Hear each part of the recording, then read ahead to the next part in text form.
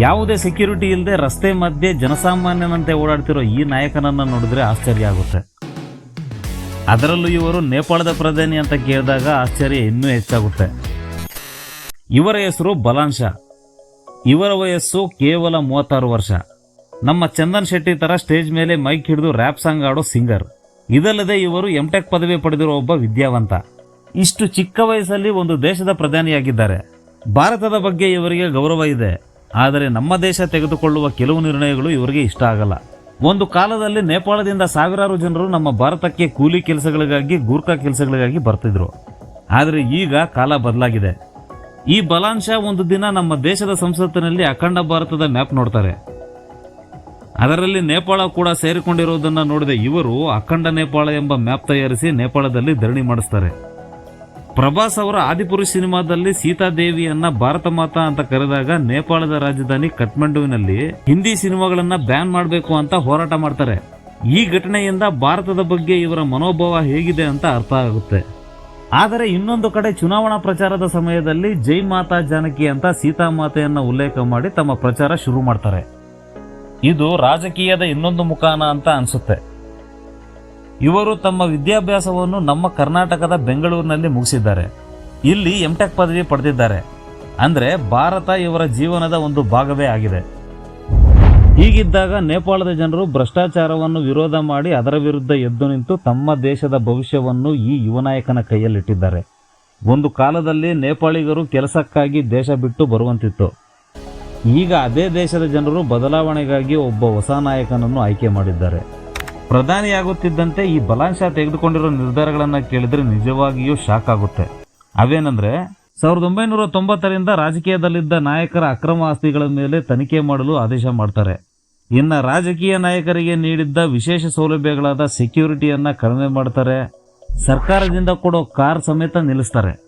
ಅಲ್ಲದೆ ನೇಪಾಳದ ಪಾರ್ಲಿಮೆಂಟ್ನಲ್ಲಿ ಮಂತ್ರಿಮಂಡಲದ ಪ್ರಮಾಣವನ್ನು 25% ಇಳಿಕೆ ಮಾಡ್ತಾರೆ. ಇದರಿಂದ ಆಡಳಿತ ಸರಳವಾಗಬೇಕು ಅನ್ನೋ ಸ್ಪಷ್ಟ ಸಂದೇಶ ನೀಡ್ತಾರೆ. ಜನರು ಸರ್ಕಾರಿ ಕಚೇರಿಗಳ ಸುತ್ತ ತಮ್ಮ ಕೆಲಸಗಳಿಗೆ ಸುತ್ತಾಡಿ ಟೈಮ್ ವೇಸ್ಟ್ ಮಾಡ್ಕೊಳ್ಬಾರ್ದು ಅಂತ ಎಲ್ಲಾ ಸರ್ವಿಸ್ಗಳನ್ನ ಡಿಜಿಟಲೈಸ್ಡ್ ಮಾಡಿದ್ದಾರೆ. ಇದರಿಂದ ಜನರು ತಮ್ಮ ಕೆಲಸಗಳಲ್ಲಿ ಟೈಮ್ ವೇಸ್ಟ್ ಮಾಡ್ಕೊಳ್ಳೋದಕ್ಕೆ ಬ್ರೇಕ್ ಹಾಕಿದ್ದಾರೆ.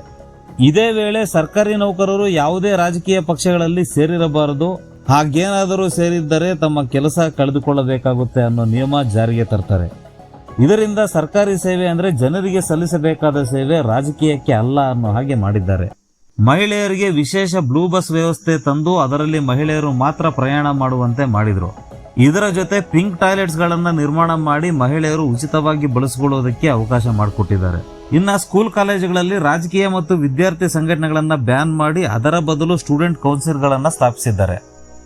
ಸರ್ಕಾರಿ ಉದ್ಯೋಗಿಗಳು ತಮ್ಮ ಮಕ್ಕಳನ್ನು ಕಡ್ಡಾಯವಾಗಿ ಸರ್ಕಾರಿ ಶಾಲೆಗಳಲ್ಲೇ ಸೇರಿಸಬೇಕು. ಆರೋಗ್ಯ ಸಮಸ್ಯೆಗಳೇನಾದರೂ ಬಂದಾಗ ಸರ್ಕಾರಿ ಆಸ್ಪತ್ರೆಗಳಲ್ಲೇ ಚಿಕಿತ್ಸೆ ಪಡೆಯಬೇಕು ಅನ್ನೋ ಕಂಡೀಷನ್ ಇಟ್ಟಿದ್ದಾರೆ. ಸ್ಕೂಲ್ ಮಕ್ಕಳ ಮೇಲೆ ಒತ್ತಡ ಕಡಿಮೆ ಮಾಡೋದಕ್ಕೆ 5ನೇ ತರಗತಿಯವರೆಗೆ ಪರೀಕ್ಷೆಗಳನ್ನು ಕ್ಯಾನ್ಸಲ್ ಮಾಡಿದ್ದಾರೆ. ಇವರ ಉದ್ದೇಶ ಓದು ಅಂದ್ರೆ ಕೇವಲ ಮಾರ್ಕ್ಸ್ ಅಲ್ಲ, ಅದು ಒಂದು ಸ್ಕಿಲ್ ಅನ್ನೋ ನಂಬಿಕೆ. ನೇಪಾಳದಲ್ಲಿರೋ ದೊಡ್ಡ ಹೋಟೆಲ್ ಆಗಿರಲಿ ಅಥವಾ ಚಿಕ್ಕ ಅಂಗಡಿ ಆಗಿರಲಿ, ಪಾರ್ಕಿಂಗ್ ಸ್ಥಳದಲ್ಲಿ ವ್ಯಾಪಾರ ಮಾಡಿದರೆ ಅದನ್ನ ಖಾಲಿ ಮಾಡಿಸ್ತಾರೆ. ನೇಪಾಳಿ ಭಾಷೆಯ ಸಿನಿಮಾಗಳಿಗೆ ಜಾಸ್ತಿ ಪ್ರೋತ್ಸಾಹ ಮಾಡಿ ಬೇರೆ ಭಾಷೆಯ ಸಿನಿಮಾಗಳಿಗೆ ಅವಕಾಶ ಕಡಿಮೆ ಕೊಡ್ತಾರೆ. ಅದರಲ್ಲೂ ಭಾರತೀಯ ಸಿನಿಮಾಗಳಿಗೆ ಇದೇ ಕಂಡೀಷನ್ ಇಡ್ತಾರೆ. ಹೀಗೆ ಪರಿಸರ, ಪ್ರವಾಸೋದ್ಯಮ, ಸಾಂಸ್ಕೃತಿಕ ವಿಚಾರಗಳು ಮತ್ತು ಎಲ್ಲದರ ಮೇಲೂ ಸಮಾನವಾಗಿ ಫೋಕಸ್ ಮಾಡ್ತಿದ್ದಾರೆ.